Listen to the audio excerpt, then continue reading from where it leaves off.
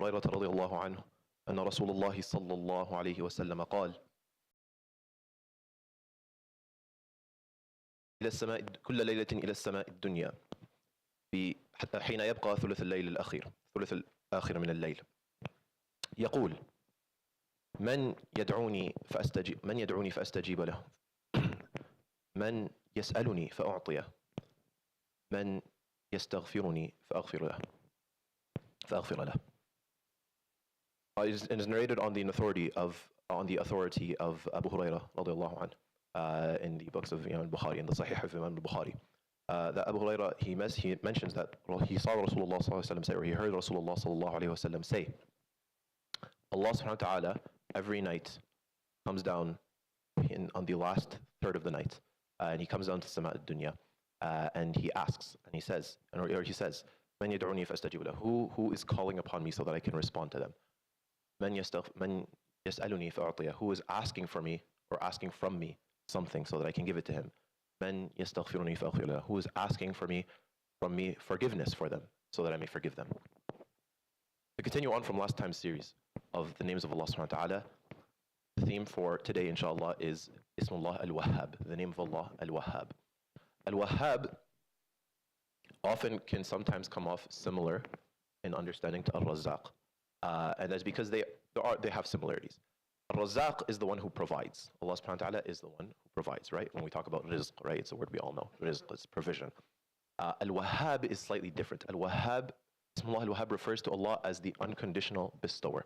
Allah subhanahu wa ta'ala, when He gives unconditionally, He bestows beyond what it is that we could possibly have thought ourselves of deserving as. When we talk about rizq, when Allah subhanahu wa ta'ala talks about rizq, and He says, or He refers to Himself as Ar-Razzaq, He says, there's this notion of sa'i qabla rizq, that there is, that you work for something, you do something, there is something you did, and then as a result you gained X. But it could be material provision, it could be whatever it is, it could be ajr, it could be whatever it is that is, right?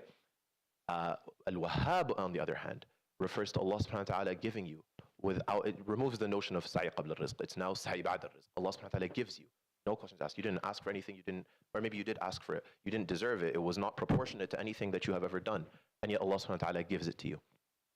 And usually when it's used in the Quran, it comes with, when it's used in the Quran as a name of Allah, like Al-Wahhab, it comes with, 3 times actually, it comes with the name of Allah Al-Aziz. It's paired. You know how names in the Quran are sometimes paired together? It comes with the name of Allah Al-Aziz. Now why does it come with Al-Aziz? Because it answers the question, when it comes with the name Al-Aziz, it answers the question of why Allah subhanahu wa ta'ala gives it to you.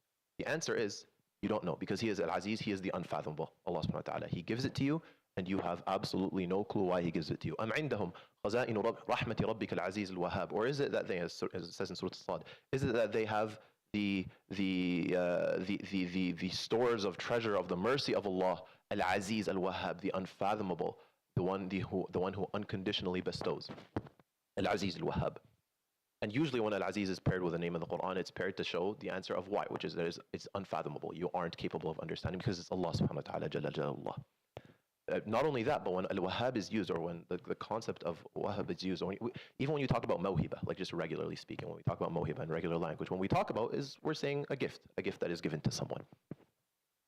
But when Allah subhanahu wa ta'ala uses it, and He uses it in the Quran, He doesn't use it necessarily in the same way that we talk about rizq, with small things like, just regular material provision, and being able, whether it's the salary or whatever. No. When He talks about being Al-Wahhab, or when He uses the word, even when He's not referring to Himself as Al-Wahhab, but the word just comes in the Quran, it's used for big things. It's used for children and spouses. It's used for hikmah, right? When Musa alayhi salam says, فَوَهَبَ لِي رَبِّي حُكْمًا وَجَعَلَنِي مِنَ الْمُرْسَلِينَ, when he's talking to Pharaoh, he says, Allah subhanahu wa ta'ala granted me wahaba, mawhiba, وَهَبَ لِي رَبِّي حُكْمًا وَجَعَلَنِي مِنَ الْمُرْسَلِينَ. Or when, it's actually used very often when it comes to children, right? رَبَّنَا هَبْ لَنَا مِنْ أَزْوَاجِنَا وَذُرِّيَّاتِنَا قُرَّةَ أَعْيُنٍ. Or when it talks about the dua that Zakaria made, رَبِّ هَبْ لِي مِنْ لَدُنْكَ ذُرِّيَّةً طَيِّبَةً, right? Or when it talks about, just generally speaking, when it talks about the prophets, وَوَهَبْنَا لِدَاوُودَ سُلَيْمَانَ نِعْمَ الْعَبْدُ, right? Or وَوَهَبْنَا لَهُ أَهْلَهُ وَمِثْلَهُم مَعَهُمْ, when he talks about Ayyub, right? It's used very often for children. It's actually also used in a very, very iconic way, almost, with Sulaiman alayhi salam, right? When Sulaiman in Surah As-Sad, he says, Rabbi, رب اغفر لي وهب لي ملكا لا ينبغي لأحد من بعدي إنك أنت الوهاب. When he asks Allah subhanahu wa ta'ala for a kingdom the likes of which nobody has ever seen and nobody will ever see in the future, he says, إنك, what name does he ask Allah by? He asks by إنك أنت الوهاب, you are the one who unconditionally and unfathomably bestows upon people. Now it comes, naturally saying, it comes with the idea of sa'i ba'd al-rizq, you get it, and then now it's up to you what to do with it, and you'll still be asked by Allah subhanahu wa ta'ala what you do with anything that Allah subhanahu wa ta'ala gives you in life. But he gives it to you without you having so quote unquote earned it. Now granted, when it comes to whether it's hikmah or children or anything that Allah subhanahu wa ta'ala gives us, for us to say we earned it is a different story entirely. But it still carries that aspect of it being a gift from Allah subhanahu wa ta'ala that you didn't even begin to work towards. Now, how do we live with this name, Al-Wahhab? When Rasulullah sallallahu alayhi wa sallam would ever, whenever he'd see someone, let's say someone who had a new child, for example, right, and they just had a child born into them, and he'd tell them, he'd make a dua for them. He said, "Burika laka fil mawhubi wa shakart al-wahhab." May you be blessed in the gift that was given to you. So in this case, the child. Wa shakart al-wahhab. May you show the proper gratitude and may you show the proper shukr to the one who gave it to you, al-wahhab, the one who gave you that unconditional bestower. Because of course, what did we do to deserve whatever it is that we got in the case of a child or in the case of anything else? And so the way we can live with the name of Allah subhanahu wa ta'ala, Al-Wahhab, and that's something that we're properly staying cognizant of at all aspects or all moments of our life, is two ways really. There's two big ways we can do here.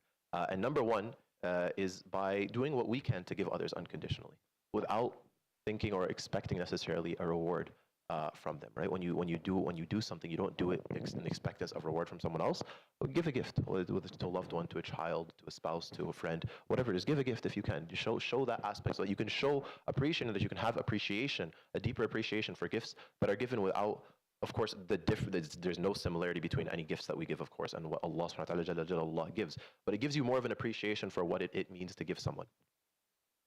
But not only that, show your gratitude with it, right? Show gratitude with what he does give you. When Allah subhanahu wa ta'ala gives you and he doesn't give you based on something that you even started to work towards, or he gives you something beyond your wildest dreams, and then you take it and say, okay, that's the end of this, I'm just going to pretend, that's all that's the end of this story, there's no sa'i ba'd al-rizq, that is a notion that you may find yourself ashamed standing in front of Allah subhanahu wa ta'ala on the last day. So find yourself ashamed of it now instead, and focus on when he gives you something subhanahu wa ta'ala, think, how can I take what he's given me and use it to further show my gratitude to him? Allah subhanahu wa ta'ala, as the hadith says, he comes down in the last third of the night. Make sure that you're awake in that last third of the night to go and pray, even if it's just 2 rakat, even if it's just very short. Even if it's just very short, take the time to go, get up, pray those 2 rakat, have a bit of time for your dua. Think about what is it that I have that Allah subhanahu wa ta'ala gave me, and there's of course when ta'uddu ni'matallahi la tuhsuha, you'll never be able to count all of them. Think about one thing that he gave you and how you're going to further use that for Allah subhanahu wa ta'ala, so that you may further his cause on this earth and you may further your duty as a khalifa, and ask Allah subhanahu wa ta'ala for more, because he's there not just to listen to you, for you to hear you show gratitude, but he listens to you for you to ask more, because Allah subhanahu wa ta'ala loves being asked and he loves giving and he loves responding. That is inshallah the two ways that we can live with his name. يروي الإمام البخاري في صحيحه عن أبي هريرة رضي الله عنه أن رسول الله صلى الله عليه وسلم قال: ينزل ربنا تبارك وتعالى كل ليلة إلى السماء الدنيا حين يبقى الثلث الأواخر من الليل، الثلث الأخير من الليل، يقول: من يدعوني فأستجيب له، من يسألني فأعطيه، من يستغفرني فأغفر له. صدق رسول الله صلى الله عليه وسلم.